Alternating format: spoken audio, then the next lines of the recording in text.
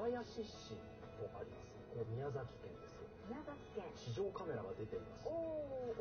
この道の駅があるんですよ。はい。でここから振っていきます。そうするとイルミネーション皆さんに堪能していただきたいなと思いまして、そうなんですよ。地元で18回目になります。あ、綺麗。大塚原公園というもの。少し小高い山台になってるんですよね。遠くからも見える感じなんですね。そうなんです、そうなんです。あと注目していただきたいのは過敏なものではなくて、実は地元住民の方の手作りなんです。基本的に。あったかい感じが。そうなんです。取っていってもらいましょう。ストップって書いてありますね。ストップなんでしょう。すごいですね。ストップストップコ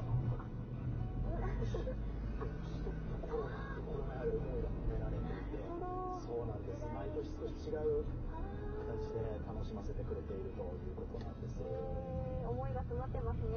本当温かいんです。そして